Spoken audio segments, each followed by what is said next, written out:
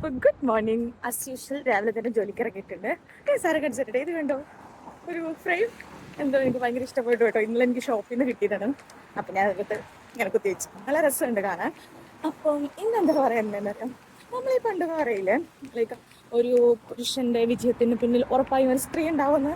അത് സത്യമാണ് കേട്ടോ. എല്ലാവർക്കും ഒരു സപ്പോർട്ടിന് ഒരാൾ വേണം. അത് ഇപ്പം നന്നായാലും മോശമായാലും സപ്പോർട്ടിന് ഒരാൾ വേണമല്ലോ. സെയിം ആസ് തിരിച്ചും അതുപോലെ തന്നെയാണ്. ഒരു ലേഡി അവരുടെ ലൈഫിൽ professionally if she's achieving something എന്ന് പറഞ്ഞിട്ടുണ്ടെങ്കിൽ ഉറപ്പായിട്ടും അവളുടെ പുറകിൽ ഒരാളുണ്ടാവും.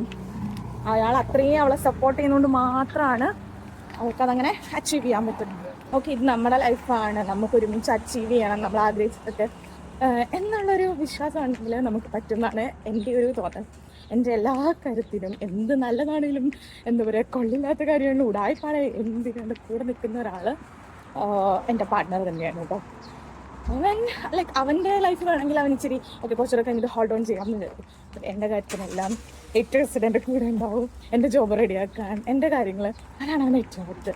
അപ്പം I am really happy about that. അങ്ങനെ ഒരാളെ കിട്ടുക is not an easy task. അപ്പം എൻ്റെ പേരൻസ് എന്നെ അടിപൊളിയായിട്ട് നോക്കി.